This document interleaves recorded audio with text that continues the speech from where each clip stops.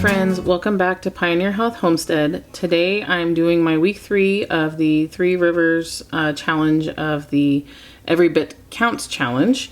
And today I am going to be going through some stuff that's like end of the season. As you can see, this peach is a little past its prime and it's going to go to my chickens.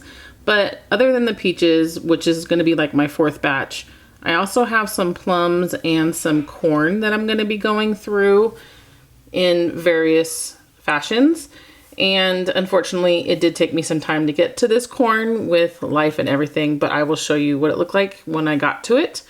This is from last week's preservation. This is turning into pepper paste. These are peppers fermenting from my garden after I pureed them. And they're looking pretty good and smelling amazing. So I'm super excited about that. And this is my elderberry fire cider that I did with you guys a few weeks back. Make sure to check out the description box for the video for this and the recipe, because this takes 4 to 6 weeks. So you need to get it going now for the 6th season that usually is just right around the corner for us. And this is the current fire cider that I have that we take every so often. This is the same book that I've been using, the Pomonas Pectin. It allows you to use so much less sugar. And I'm slowly working my way through this. With these peaches, I'm going to make the honeyed ginger peach jam. My kids picked this one out. I gave them the option of doing, I believe, a basil mint jam with this, and this is the one that they chose. Like with anything, you're going to start by washing it. I always add vinegar to it. I know that's really more for like a preservation thing, but it does make me feel better putting it in there because it does help kill some things. And for this project, again, if you watched the previous video with my peach preservation, you'll know that I don't really like to take the skins off. I feel like it's just not necessary. That is my preference. The standard or the gold standard of canning is to take the skins off of your fruit like this. But with my life and with my experience, I just don't personally care to. I feel like it cooks off just fine in the long run. And again, I clean them. I make sure they're thoroughly cleaned, and I also just make sure to take out the bad bits. But these peaches are definitely not as firm as the last ones, so that's why I'm making jam and not doing the peach slices or anything along those lines again. But the kids are definitely peached out right now. I'll tell you that. I don't like peaches, but the family does. So this is a labor of love for them. My love language is definitely cooking and doing things like this for my family. I really enjoy this time in the kitchen because I get to spend it with my children. They sit there, they get to chit chat with me, they get to learn new things. And in this instance, my 4-year-old gets to play in the water outside of a bath or a pool. So this is her idea of helping me, is playing in it, as you can see, and she just was tickled pink about it. So this is what I am left with. That is, I believe, a 16-quart stainless steel bowl. I absolutely love that bowl. And now I am just transferring the peaches to my 8-cup measure and smashing them down, because that's what the recipe says to do, is to smash your fruit. And I did this, I think, 3 or 4 times. So I am definitely using math on this recipe. And unfortunately, with my mom brain, I did do it incorrectly. I did not put anywhere near enough to make it simmer down. So I mistakenly thought that my 8-cup was a 4-cup, and so I only did it times that amount. But I corrected it when I was doing my later things, and so it did come out fine. It is still usable. It is still going to be safe to use because I was still doing the canning times for it. It's just not set like a jam would be, but we can use it in other ways like syrups, or I can put it back in the pots when the time comes and simmer it down a little bit more. It's not a big deal. But I can also use it in our oatmeals because I like to use apple sauces for baked oatmeals. I've used peach sauce in it before, and it's a great substitute for them. So with this recipe specifically, Pomonas Pectin, you use calcium water with the Pomonas Pectin. which allows you to use less sugar overall. And I am just grating some fresh ginger root. I have so much stored in my refrigerator right now because of the 6th season coming up and because of my business of making elderberry syrups and cough syrups and chest congestion syrups and such like that. I end up going through a bunch, just so much. I did ultimately decide to use the immersion blender, and I'm so glad that I did, just because with the skins on, it didn't cook down as well as I had hoped, but it did come out to a very nice texture. And yes, that is a ginormous jar of honey. Again, I make syrups for my local community during the sick months. If you're curious about those, I do have a recipe for my elderberry syrup on my blog, and I also have done videos on that. I will put them down in the description box below if you are curious. I do also offer quick kits for elderberry syrup and chest congestion and the cough and sore throat. So if you're curious about those, I will put those in the description below for you to take a look at.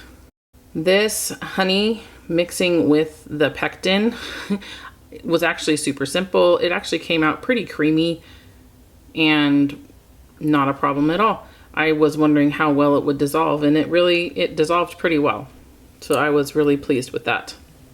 And as you'll see, after the immersion blender was used a couple times, it's a nice consistency. And heating up my jars in the canner so that I don't give them a shock. And just adding the honey and pectin mixture into the peaches that already have the ginger and everything that you had saw before. And then I'm just gonna wait for it to come to a rolling boil. And then I'm going to start canning the jam. This recipe really did come together pretty quickly. For my personal preferences, I try to do things that aren't gonna take me a horrible amount of time. Like my video title said, you wanna make the best use of your time. And for me, homeschooling with 5 children, having a business, I usually don't have a lot of time to do things like this. So this is definitely outside my comfort zone, doing so much in such a short period of time with this Every Bit Counts challenge. So I appreciate the challenge. I'm definitely not being able to do it to this capacity every single day, but I am making the most of it. I'll show you a little bit later some of the things that I've been doing in the garden that I am preserving. Little things like what this challenge is about. I'm trying to keep it in mind that every little bit counts, right? That's the whole point of this. So I did end up having a lot left over after that first batch. So I did end up getting my second canner out and going through that process again there on the left.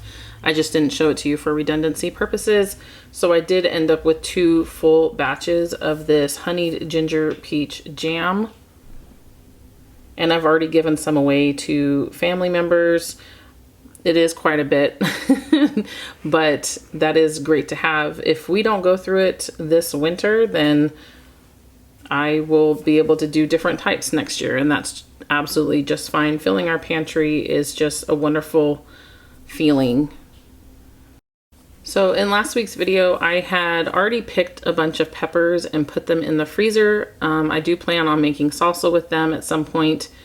And then I also will be making probably some more pepper jelly for like the holiday season or something coming up, because that is absolutely delicious on cream cheese and crackers, and so good. But I wanted to try a pickling thing today that I've seen Jessica on 3 Rivers do. And so I just went out and got as many as I could of sweet and hot peppers that were ripe or even overripe in some of these cases. And I plan on doing some pickling with them.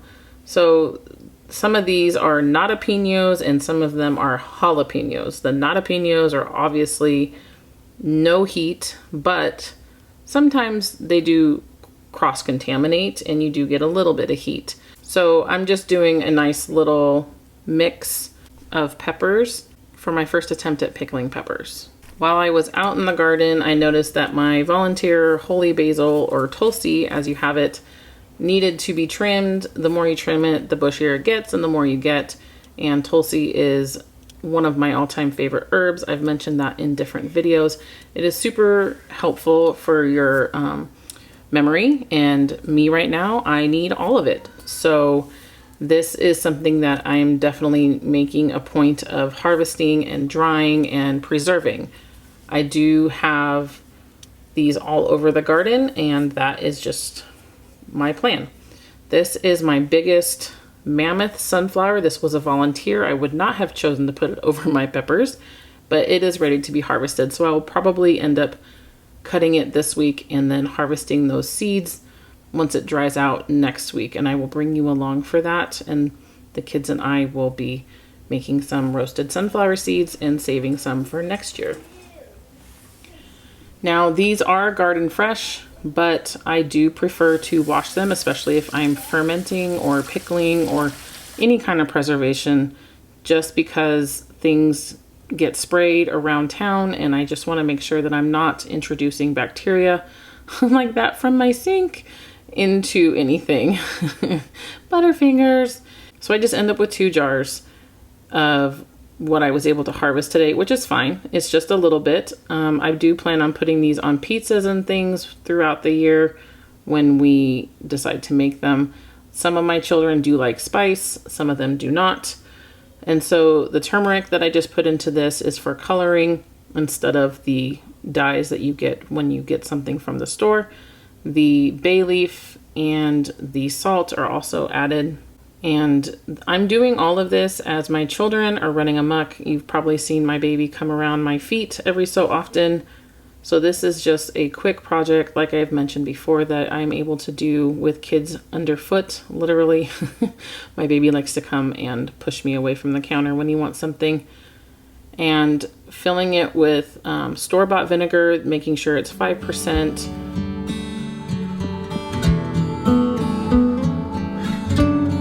Now I'm just getting all the bubbles out, and then I will be topping it off with whatever, once the bubbles have escaped, and it lessens the jar.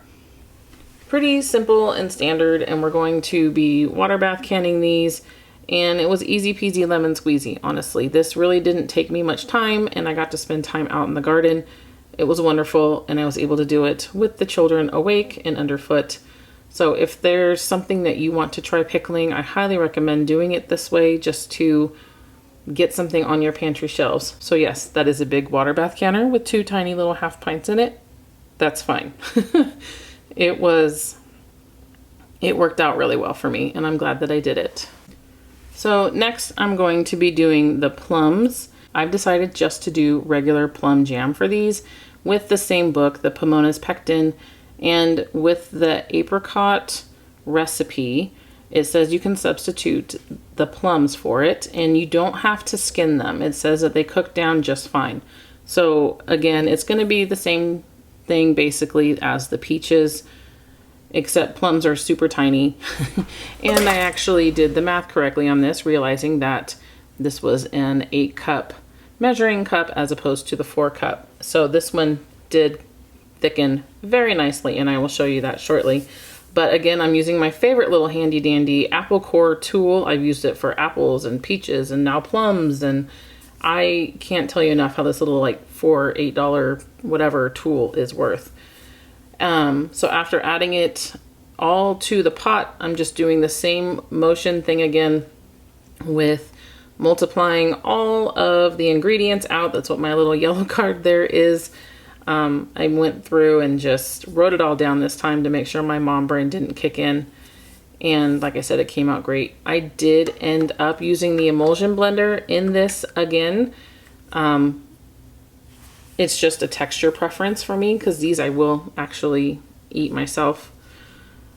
And I'm not a fan of chunks. I'm not a jam fan. I'm more of a jelly fan. So this is my compromise with my children. And once it's to its rolling boil is when I'm adding in this sugar and the Pomona's Pectin that I had mixed together. And it is a lovely, lovely texture. I don't know how well you can see it through the camera, but it's not even cool yet. It's getting back up to temperature. And this was really a super easy recipe. If you haven't gotten this book yet, I highly, highly recommend that you get it and give it a try. If you do your math correctly, it will work out for you. So I'll put a link to it in the description box below.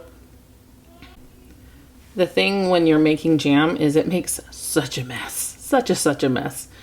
And when it cools, it thickens really quickly. So it's like a big jammy mess, as you can see.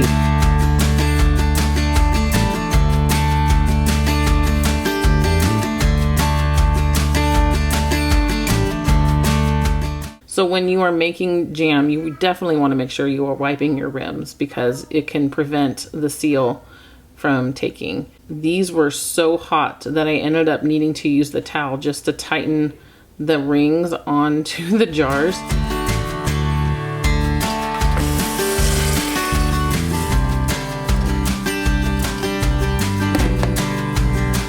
So I did end up doing a second batch of jars. There was these 4 little ones that were left over, and I just used my second canner for it.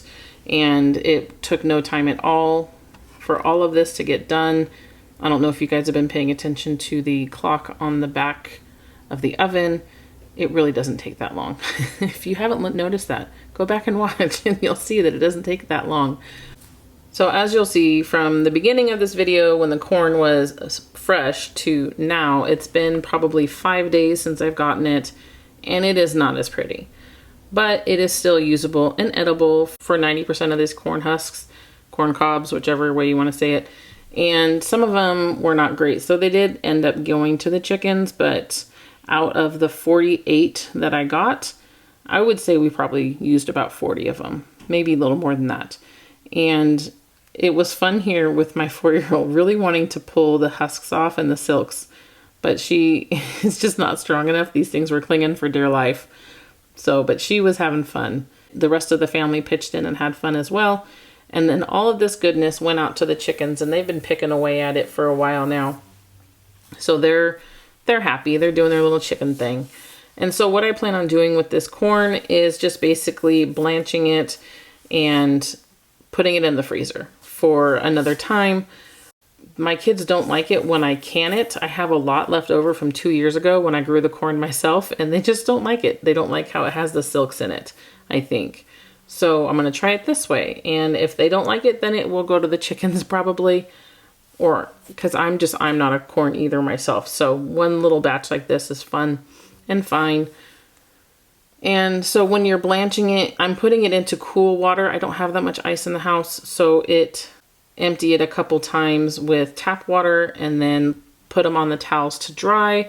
And once they were fairly dry, I ended up putting them into the gallon plastic freezer bags. So this is what I have available to me at this time, and it works great. One day I would like to get the fancy little machines, but for now, this is what I have. Thank you so much for hanging out with me today. I hope that I gave you some inspiration, and I will see you in the next video. Bye.